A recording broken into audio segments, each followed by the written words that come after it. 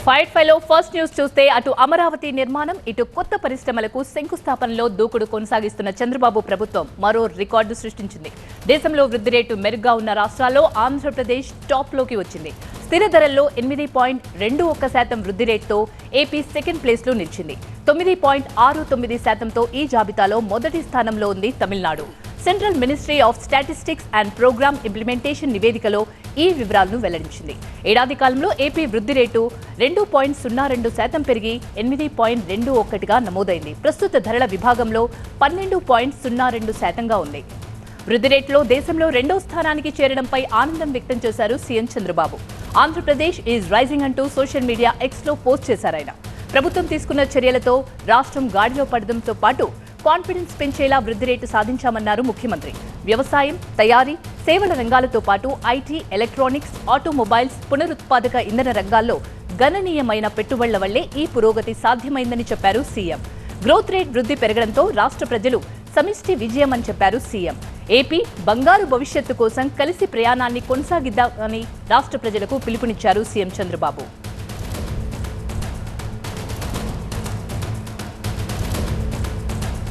పూర్తి సమాచారాన్ని మా ప్రతినిధి నాగరాజు అందిస్తారు. ఓవరాల్ గా సీఎం చాలా హ్యాపీగా ఉన్నారు. ఆయన ఎక్స్ లో కూడా ట్వీట్ చేశారు. నాగరాజు, ఇంకా ఏ వివరాలు వెల్లడించారు సీఎం? ప్రధానంగా ఇవాళ ఎక్స్లో పోస్ట్ చేసిన దాని ప్రకారం వృద్ధి రేటు మీదే ఆయన తన అభిప్రాయాలని ఎక్స్లో విడుదల చేయడం జరిగింది. ఎందుకంటే ఎక్స్ వేదికగా చేసిన పోస్ట్లో ప్రధానంగా స్థిర ధరల వృద్ధి రేటులో 8.21%గా నమోదైంది. అయితే ఏడాది కాలం పాటు తీసుకున్న అనేక నిర్ణయాల కారణంగా ఈ ఏడాది వృద్ధి రేటు 2.02తో కలుపుకొని మొత్తం 8.21 వద్దగా నమోదైనట్లుగా ఆయన చెప్పడం జరిగింది. అయితే ప్రభుత్వం తీసుకుంటున్న విధానాల కారణంగా ఏడాది పాటు దాదాపుగా 11 నెలల కాలం గడిచిపోయింది. ఇప్పటికే కుటుంబ ప్రభుత్వం ఏపీలో అధికారంలోకి వచ్చి ఈ ఏడాది కాలంలో అనేకమైన నిర్ణయాలు తీసుకోవడం జరిగింది. ప్రజల సంక్షేమాన్ని, అభివృద్ధిని ఆకాంక్షిస్తూ కూడా ముఖ్యంగా అనుకున్నట్టుగానే అమరావతి రాజధాని ఒకవైపు శరవేగంగా పనులు ప్రారంభమవుతా ఉన్నాయి. మరొక వైపు పోలవరం జరుగుతుంది. అది కాకుండా అనేక పరిశ్రమలు వాళ్ళ విశాఖపట్నంలో ఆర్సిలార్ నిప్పన్ లాంటి అతిపెద్ద ప్రాజెక్టులు, తర్వాత బీపీసీఎల్ లాంటి ప్రాజెక్టులు కూడా, అంటే బీపీసీఎల్ లాంటి కంపెనీలు కూడా పెట్టుబడులు పెట్టేందుకు ముందుకొచ్చిన నేపథ్యంలో ఆంధ్రప్రదేశ్లో వృద్ధి రేటు ఇవాళ రాష్ట్రంలోనే, దేశంలోనే రెండో స్థానంలో ఉంది. ఏపీ కన్నా ముందు కేవలం తమిళనాడు మాత్రమే. తమిళనాడు 9.69% స్థిర ధరల్లో వృద్ధి రేటు కనిపిస్తే ఏపీ ఏకంగా 8.21%గా ఈ వృద్ధి రేట్లో నమోదు చేయడం జరిగింది. కాబట్టి చాలా సంతోషంగానే, హ్యాపీగా ఈ ట్వీట్ని విడుదల చేసినట్టుగా సీఎం చెప్పుకోవచ్చు. ఎందుకంటే గత ఏడాది కాలంగా తీసుకుంటున్న నిర్ణయాలు ఫలితాలు ఇస్తున్నాయని చెప్పేసి ఇప్పటికే అనేక వేదికల మీద కూడా సీఎం చెప్తా ఉన్నాడు. ఎందుకంటే గత ప్రభుత్వం నుంచి తర్వాత ఏడాది కాలంలో తీసుకున్న నిర్ణయాలు మనకి వృద్ధి రేటు సాధించడానికి ఉపయోగపడతాయి. అదేవిధంగా బంగారు భవిష్యత్తు కోసం కూడా ప్రజలందరూ కలిసి రావాల్సిన అవసరం ఉందంటూ కూడా ఆయన ఆ ట్వీట్లో పేర్కొనడం జరిగింది. మొత్తం మీద కనుక చూస్తే ఏపీ వృద్ధి రేటు 8.2%తో దేశంలోనే రెండో స్థానంలో ఉండటంతో ఆయన చాలా సంతోషంగా ఉన్నట్టుంది. రానున్న రోజుల్లో ఇంకా మంచి పరిణామాలు ఎదురవుతాయి. ఎందుకంటే ప్రభుత్వంలో ఉన్న అనేక పెద్దలు, మంత్రులు కావచ్చు, సీఎం కావచ్చు, మిగతా నేతలంతా కూడా చాలా కష్టపడి పనిచేస్తూ ఉన్నారు. అదేవిధంగా తీసుకుంటున్న నిర్ణయాలు కూడా సత్ఫలితాలు ఇస్తున్నాయి. కాబట్టి రానున్న రోజుల్లో ఈ వృద్ధి రేటు ఇంకా ఉండి దేశంలోనే నెంబర్ 1 స్థానానికి చేరుకునే అవకాశం కూడా ఉంటుందని సీఎం పలు వేదికల్లో చెప్తున్నారు. కాబట్టి ఇదే ఈరోజు ఆయన ఎక్స్ వేదిక చేసిన పోస్టులో కూడా కనిపించింది. Right, thank you Nagaraj. Sri Rama Navami వేళ ఉమ్మడి ఖమ్మం జిల్లాకు సీఎం రేవంత్ రెడ్డి పలు వరాలు ప్రకటించారు. కొత్తగూడెంలో ఎర్త్ సైన్సెస్ యూనివర్సిటీ ఏర్పాటుకు సీఎం రేవంత్ ఆమోదం తెలిపారు. ఇప్పుడున్న మైనింగ్ కాలేజ్ ని ఎర్త్ సైన్సెస్ వర్సిటీగా అప్గ్రేడ్ చేయనున్నారు. దీంతో దేశంలో తొలిసారిగా ఎర్త్ సైన్సెస్ వర్సిటీ ఏర్పాటు కానుంది. ప్రభుత్వ నిర్ణయంతో జాతీయ స్థాయిలో తెలంగాణ ఖ్యాతి పెరుగుతుంది. ఇక సీతారామ ప్రాజెక్టు నిర్మాణానికి గాను సవరించిన అంచనా బడ్జెట్ కు సీఎం రేవంత్ రెడ్డి ఆమోదం తెలిపారు. ఈ విషయాన్ని వ్యవసాయ శాఖ మంత్రి తుమ్మల నాగేశ్వరరావు ప్రకటించారు. సీఎం రేవంత్ రెడ్డికి మంత్రి తుమ్మలతో పాటు నీటిపారుదల శాఖ మంత్రి ఉత్తమ్ కుమార్ రెడ్డి ప్రత్యేకంగా ధన్యవాదాలు తెలిపారు. సీతారామ ఎత్తిపోతల పథకం, సీతమ్మ సాగర్ బహుళార్థ సాధక ప్రాజెక్టు అంచనాలను పెంచే అంశంపై ఇటీవల మంత్రివర్గంలో చర్చ సాగింది. సీతారామ ఎత్తిపోతల పథకాన్ని 2016 ఫిబ్రవరి 18న 7,926 కోట్ల అంచనాతో అప్పటి బీఆర్ఎస్ ప్రభుత్వం పరిపాలనా అనుమతులు ఇచ్చింది. అనంతరం పథకంలో మార్పులు చేపట్టారు. సీతారామ ఎత్తిపోతల పథకంలోనే సీతమ్మ బ్యారేజ్ ని కూడా చేర్చారు. దీంతో 2018 ఆగస్టులో ప్రాజెక్టు అంచనాలను 13,057 కోట్ల రూపాయలకు సవరించారు. తాజాగా ఆ అంచనాలని 19,324 కోట్ల రూపాయలకి సవరించారు. ఖమ్మం, భద్రాద్రి కొత్తగూడెం, మహబూబాబాద్ జిల్లాల్లో 4,15,621 ఎకరాలకి సాగునీటిని, మరో 3,89,366 ఎకరాలకు స్థిరీకరించేందుకు చేపట్టిన ఈ ప్రాజెక్ట్ ని త్వరగా పూర్తి చేయాలని ప్రభుత్వం భావిస్తోంది. ఉమ్మడి ఖమ్మం జిల్లాకి వరాల జల్లు కురిపించారు ముఖ్యమంత్రి రేవంత్ రెడ్డి. మరి స్థానికంగా ఉన్న నేతలు ఏమంటున్నారు దీనిపై వివరించేందుకు మా ప్రతినిధి నారాయణ లైవ్ లో సిద్ధంగా ఉన్నారు. నారాయణ, ఈరోజు శ్రీరామనవమి సందర్భంగా భద్రాచలం పర్యటనకు సీఎం రేవంత్ రెడ్డి వచ్చారు. దీనికంటే ముందే ఉమ్మడి ఖమ్మం జిల్లాకు సంబంధించి పలు కీలకమైన అంశాల మీద ఆయన ఆమోదముద్ర వేసి అనుమతులు ఇవ్వడంతో వరాల జల్లు కురిపించినట్టయింది. స్థానికంగా జిల్లాకు చెందినటువంటి మంత్రులు తుమ్మల నాగేశ్వరరావు, పొంగులేటి శ్రీనివాసరెడ్డి, డిప్యూటీ సీఎం బట్టి విక్రమార్క, జిల్లా శాసనసభ్యులు హర్షం వ్యక్తం చేస్తున్నారు. ఎందుకంటే ముఖ్యంగా సీతారామ ప్రాజెక్ట్ అనేది ఖమ్మం జిల్లాకి చాలా కీలకమైనటువంటి ప్రాజెక్టు. చెంతనే గోదావరి ప్రవహిస్తున్నప్పటికీ ఆ నీటిని సద్వినియోగం చేసుకోలేనటువంటి పరిస్థితి. గతంలో బీఆర్ఎస్ ప్రభుత్వంలో చేపట్టినటువంటి ఈ ప్రాజెక్టు కొన్ని అనుమతులు, నిధులు సమస్యతో కొంతకాలం ఆగిపోయింది. కాంగ్రెస్ ప్రభుత్వం అధికారంలోకి వచ్చిన తర్వాత ఇప్పుడు మొన్న క్యాబినెట్ సంబంధించి సవరించినటువంటి అంచనాలకు ఆమోదం తెలిపింది. 13,058 కోట్ల నుంచి 19,350 కోట్లకు సవరించినటువంటి అంచనాలకు రాష్ట్ర ప్రభుత్వం ఆమోదం తెలపడంతో ఇకపై పనులు మరింత వేగవంతంగా కొనసాగేందుకు అవకాశం ఉంటుంది. ముఖ్యంగా ఈ గోదావరి నీటిని సద్వినియోగం చేసుకునేందుకు భాగంగా ఇటు ఖమ్మం జిల్లా, భద్రాద్రి కొత్తగూడెం, మహబూబాబాద్ జిల్లా ఈ 3 జిల్లాల పరిధిలో దాదాపుగా 11 నియోజకవర్గాలలో 35 మండలాలకు లబ్ధి చేకూరుతుంది. సాగునీరు, తాగునీటి అవసరాలకు ఉపయోగపడుతుంది. 3,25,000 ఎకరాలు కొత్త ఆయకట్టు, 3.5 లక్షల ఎకరాలు స్థిరీకరించినటువంటి ఆయకట్టుకు లబ్ధి చేకూరుతుంది. బీడు భూములు సాగులోకి వచ్చే అవకాశం ఉంటుంది. చివరి ఆయకట్టు ఇప్పటి వరకు నాగార్జున సాగర్ సంబంధించినటువంటి సాగర్ ఆయకట్టు మీద, సాగర్ జలాల మీదే ఆధారపడుతున్నటువంటి చివరి ఆయకట్టు భూములు కూడా గోదావరి జలాలను ఉమ్మడి ఖమ్మం జిల్లా వరకు అందించేటువంటి అవకాశం ఉంటుంది. దీని మీద జిల్లాకు చెందినటువంటి శాసనసభ్యులు కానీ మంత్రులు కూడా హర్షం వ్యక్తం చేస్తున్నారు. ఇక మరో కీలకమైనటువంటి అంశం కొత్తగూడెనికి సంబంధించి ఇప్పటి వరకు ఉన్నటువంటి మైనింగ్ కాలేజీని ఎర్త్ సైన్సెస్ యూనివర్సిటీగా అప్గ్రేడ్ చేస్తూ సీఎం ఆమోద ముద్ర వేయడంతో దానికి సంబంధించి కూడా పనులు త్వరలోనే ప్రారంభం అవకాశం ఉంది. ముఖ్యంగా భద్రాద్రి కొత్తగూడెనికి సంబంధించి దక్షిణ భారతదేశంలోనే అపారమైనటువంటి బొగ్గు గనులతో పాటు ఇతర సహజ వనరులు కూడా ఎక్కువగా ఉన్నటువంటి ప్రాంతం. ఇప్పటికే ఐటీసీ పేపర్ మిల్ కానీ, సింగరేణి మైన్స్ కానీ, ఇటు బీటీపీఎస్ కానీ అనేకమైనటువంటి ప్రాజెక్టులు, ఇటు పవర్ ప్రాజెక్టులు ఉన్నటువంటి నేపథ్యంలో ఈ సహజ వనరుని వినియోగించుకుంటూనే బొగ్గు మైన్స్ని వినియోగించుకోవడానికి అవకాశంగా ఇప్పుడున్నటువంటి కాలేజీని అప్గ్రేడ్ చేయడం ద్వారా కొత్తగూడెంలోని నేషనల్ హైవేకు దగ్గరలో 300 ఎకరాలలో ఈ యూనివర్సిటీ రూపుదిద్దుకోనుంది. దీని ద్వారా స్థానికంగా ఉన్నటువంటి ముఖ్యంగా జిల్లాలో ఉన్నటువంటి నిరుద్యోగ యువతకు ఉపాధి అవకాశాలు పెరగటమే కాకుండా అనేక విభిన్నమైనటువంటి కోర్సులు అందుబాటులోకి రాకుండా రాష్ట్రం మొత్తం కూడా ఇతర విద్యార్థులకు, నిరుద్యోగ యువతకు ఉపాధి అవకాశాలు కల్పించే విధంగా ఇది ఉపయోగకరంగా ఉంటుంది అనేది జిల్లాకు చెందినటువంటి మంత్రి తుమ్మల నాగేశ్వరరావు ఒక ప్రకటన విడుదల చేశారు. దీనికి సంబంధించి గత కొద్ది రోజులుగా ఆయన సీఎంతో చర్చిస్తున్నారు. దీనికి సంబంధించి శ్రీరామనవమి ఈరోజు జిల్లా పర్యటన కంటే ముందే ఈ 2 కీలక అంశాలకు సీఎం ఆమోద ముద్ర వేయడంతో జిల్లా ప్రజాప్రతినిధులందరూ కూడా హర్షం వ్యక్తం చేస్తారు. వీటికి సంబంధించి త్వరలోనే మిగిలిపోయినటువంటి పెండింగ్ పనులు, సీతారామ ప్రాజెక్టు సంబంధించినటువంటి పనులు కూడా మరింత వేగవంతం అవడానికి ఈ సవరించినటువంటి అంచనాలు ఏదైతే నిధులు విడుదల చేయగానే పనులు పూర్తి చేస్తాం. దాదాపుగా ప్రాజెక్టు పూర్తి చేసి ఉమ్మడి ఖమ్మం జిల్లా మొత్తంలో ఉన్నటువంటి అన్ని నియోజకవర్గాలు కూడా ఈ జలాలను అందించాలనేటువంటి లక్ష్యంగా రాష్ట్ర ప్రభుత్వం అయితే పెట్టుకుంది. ఇది ఎర్త్ సైన్స్ యూనివర్సిటీ ద్వారా కూడా ఇప్పటివరకు అనేక అవకాశాలు, అంటే అపారమైనటువంటి వనరులు ఉన్నా కూడా వాటిని పూర్తి స్థాయిలో వినియోగించుకొని స్థానికంగా ఉన్నటువంటి యువతకు ఉపాధి అవకాశాలు కల్పించే విధంగా పూర్తి స్థాయిలో ఇప్పటివరకు అయితే ప్రణాళిక జరగలేదు. ఈ యూనివర్సిటీ ద్వారా మరింత ఉపాధి అవకాశాలు మెరుగుపడతాయి. ముఖ్యంగా జిల్లాకి ఇది మరింత ఉపయోగకరంగా ఉంటుందనేది ఆశాభావం వ్యక్తం చేస్తున్నారు. రైట్ నారాయణ. ఫైట్ ఫైలో థర్డ్ టాపిక్ చూద్దాం. ఏపీలో లిక్కర్ కేసు విచారణ స్పీడ్ అందుకుంది. వైసీపీ హయాంలో ఐటీ సలహాదారుగా పనిచేసిన కసిరెడ్డి రాజశేఖర్ రెడ్డికి లిక్కర్ కేసులో మరోసారి నోటీసులు ఇచ్చింది ఏపీ సిఐడి. ఈ నెల 9న విచారణకి రావాలని నోటీసుల్లో తెలిపింది. ఇదే కేసులో గత 25న తొలిసారి రాజశేఖర్ రెడ్డికి నోటీసులు ఇచ్చింది సిఐడి. అయితే ఈ నోటీసుల్ని సవాల్ చేస్తూ హైకోర్టుని ఆశ్రయించారు కసిరెడ్డి రాజశేఖర్ రెడ్డి. అయితే వ్యాజ్యంలో జోక్యానికి నిరాకరించిన కోర్టు నోటీసులు చట్టబద్ధమేనని స్పష్టం చేసింది. తదుపరి విచారణకి హాజరయ్యేందుకు తగిన సమయం ఇచ్చేలా సిట్ని ఆదేశించాలన్న అభ్యర్థనని పరిగణలోకి తీసుకున్న న్యాయమూర్తి తగిన సమయం ఇచ్చి మళ్లీ నోటీసు ఇవ్వాలని సిట్ని ఆదేశించారు. హైకోర్టు ఆదేశాలతో కసిరెడ్డి రాజశేఖర్ రెడ్డికి మళ్లీ నోటీసులు జారీ చేసింది సిఐడి. జగన్ ప్రభుత్వ హయాంలో మద్యం కంపెనీల నుంచి వసూళ్లు కీలక పాత్ర పోషించారంటూ కసిరెడ్డిపై ఆరోపణలున్నాయి. ఈ వ్యవహారం విచారణ జరిపేందుకు ప్రత్యేక దర్యాప్తు బృందాన్ని ఏర్పాటు చేసింది ఏపీ ప్రభుత్వం. అప్పటి ఏపీబీఎస్సీఎల్ ఎండీ వాసుదేవ్ రెడ్డిపై కేసు నమోదు చేసి విచారణ చేపట్టిన సిఐడి అనంతరం కేసులో పలువురిని నిందితులుగా చేర్చింది. ఈ కేసులో వైసీపీ ఎంపీ మిథున్ రెడ్డి కూడా నోటీసులు ఇచ్చింది సిఐడి. అయితే లిక్కర్ స్కామ్ మొత్తాన్ని కసిరెడ్డి రాజశేఖర్ రెడ్డి తెర వెనుక ఉండి నడిపించారంటూ ఇటీవలే ఆరోపించారు వైసీపీ మాజీ ఎంపీ విజయసాయిరెడ్డి. విజయసాయిరెడ్డి వ్యాఖ్యల అనంతరం రాజశేఖర్ రెడ్డికి సిఐడి నోటీసులు ఇవ్వడం ఆసక్తి రేపుతోంది.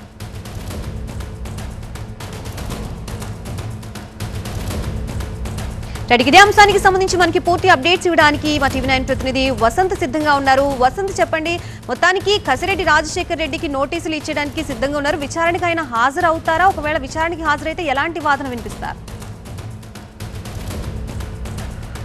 సో 2019-2024 మధ్య అధికారంలో ఉన్నటువంటి వైఎస్ఆర్ కాంగ్రెస్ పార్టీలో ఉన్నటువంటి కీలక నేతలందరూ కూడా ఈ మద్యం కుంభకోణంలో భాగస్వాములుగా ఉన్నారు అనే ప్రధానంగా కూటమి ప్రభుత్వం ఆరోపిస్తోంది. అందులో భాగంగానే నాటి ప్రభుత్వంలో కీలకంగా వ్యవహరించి ఐటీ సలహాదారుగాను పనిచేసినటువంటి ఎవరైతే కసిరెడ్డి రాజశేఖర రెడ్డి ఉన్నారో ఆయన కనుసరణలోనే మద్యంకు సంబంధించి అక్రమాలు జరిగాయని ప్రధానమైనటువంటి ఆరోపణ.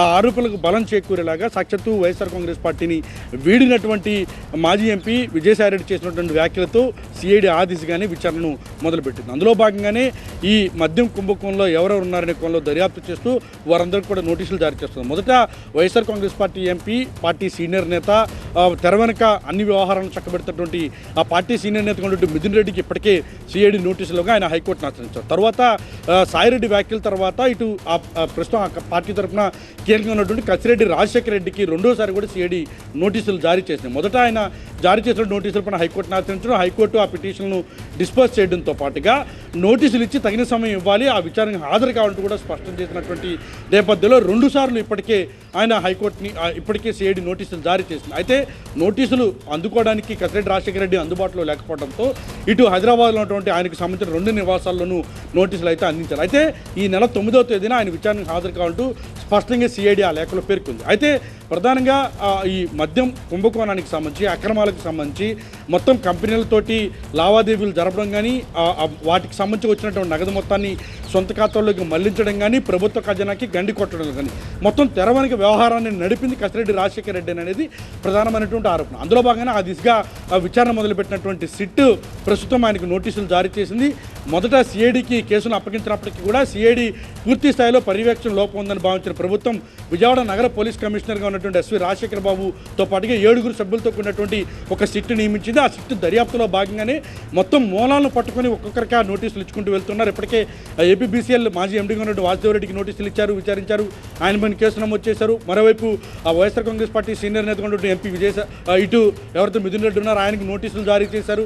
ఆయన నోటీసులు ఇప్పటికే ఆయన ఏవైతే నోటీసులు ఉన్నాయో అవి హైకోర్టును ఆశ్రయించడం, ఆ పిటిషన్కి సంబంధించి హైకోర్టు డిస్మిస్ చేయడం, వెనువెంటనే కసిరెడ్డి రాజశేఖర రెడ్డి కూడా సిఐడి నోటీసులు జారీ చేసింది. సో ఈ మొత్తం వ్యవహారంలో చాలా దూకుడుగానే సిఐడి వెళ్తా ఉంది. సిట్ విచారణ తర్వాత మద్యం కుంభకోణంలో ప్రతి ఒక్కరిని కూడా వదిలిపెట్టము, ఈ కేసులో ఎవరున్నా కూడా ఖచ్చితంగా విచారిస్తాం, వారిని మొత్తాన్ని కూడా దోషులుగా నిలబెడతామంటే కూడా కూటమి ప్రభుత్వం స్పష్టం చేస్తుంది. కానీ ఈ ఎక్కడా కూడా అక్రమాలు జరగలేదని ప్రధానంగా వైఎస్ఆర్ కాంగ్రెస్ పార్టీ స్పష్టం చేస్తున్నటువంటి నేపథ్యంలో ప్రస్తుతం ఈ విచారణకి ఈ నెల 9వ తేదీన కసిరెడ్డి రాజశేఖర రెడ్డి హాజరవుతారా లేదని మాత్రం వేచి చూడాల్సి ఉంటుంది. Right, thank you for the update Vasanth. కల్తీ మద్యం తయారు చేస్తున్న ముఠాని నల్గొండ టాస్క్ ఫోర్స్ పోలీసులు పట్టుకున్నారు. స్పిరిట్ తో మద్యాన్ని కల్తీ చేసి వైన్స్ బార్లకు సరఫరా చేస్తున్నట్లు గుర్తించారు. మొత్తం 600 లీటర్ల కల్తీ మద్యం, 180 లీటర్ల స్పిరిట్ ను స్వాధీనపరుచుకున్నారు. ఈ దందాకు పాల్పడుతున్న నిందితులకు కొంతమంది వ్యాపారులు, బెల్ట్ షాపుల నిర్వాహకులు కూడా సహకరిస్తున్నట్లుగా గుర్తించారు. నిందితులు కల్తీ మద్యం తయారీకి బ్రాండెడ్ కంపెనీస్ ని ఎంచుకుంటున్నారు. ముందు వైన్స్ బార్ల నుంచి Blender, Sprite, Teacher's, Black Label, Johnnie Walker, Black Dog వంటి ఖరీదైన బాటిల్స్ ని సేకరిస్తారు. వాటిల్లో కొంత మేర మద్యాన్ని తీసి ఆ ప్లేస్ ని కర్ణాటక నుంచి తెప్పించిన ఆర్డినరీ లిక్కర్ తో నింపేస్తున్నారు. కలర్ లో ఏమాత్రం తేడా రాకుండా వాటర్, స్పిరిట్ మిక్స్ చేస్తున్నారు. బాటిళ్లపై మూతల్ని తొలగించడానికి ఇతర రాష్ట్రాలకు చెందిన ఎక్స్పర్ట్స్ ని తీసుకొచ్చి పనిచేస్తున్నారు. కంపెనీ నుంచి వచ్చిన సీల్ అలాగే ఉన్నా లోపల మందు మాత్రం కల్తీ అయిపోతుంది. ఇలా తయారు చేసిన నకిలీ మద్యాన్ని చుండూరు, నాంపల్లి, మునుగోడు ప్రాంతాల్లో ఉన్న వైన్స్, బెల్ట్ షాపులకు సరఫరా చేస్తున్నట్లుగా తేలింది. ఈ కల్తీ మద్యం తయారీ వెనుక పెద్ద ప్లానే ఉన్నట్టు తెలుస్తోంది. స్థానిక సంస్థల ఎన్నికల కోసం ఇప్పటి నుంచే కల్తీ మద్యం తయారు చేస్తున్నట్లుగా సమాచారం. ఎన్నికల సమయంలో ఓటర్లను మభ్యపెట్టడానికి డబ్బు, మద్యాన్ని ఎరగా వాడుతూ ఉంటారు. అప్పుడు లిక్కర్కి ఫుల్ డిమాండ్ ఉంటుంది. దాన్ని దృష్టిలో పెట్టుకుని ఇప్పటి నుంచే కల్తీ మద్యం తయారీ మొదలుపెట్టినట్టు సమాచారం. నల్లగొండ జిల్లా చండూరుకు చెందిన జానీ పాషా, బెంగళూరుకు చెందిన శ్రీనివాస్ గౌడ్ కలిసి స్థానిక సంస్థల ఎన్నికల్లో నకిలీ మద్యాన్ని తయారు చేసి సొమ్ము చేసుకోవాలని ప్లాన్ చేశారు. అయితే పోలీసుల దాడులతో ఈ కల్తీ ముఠా గుట్టు రట్టయింది.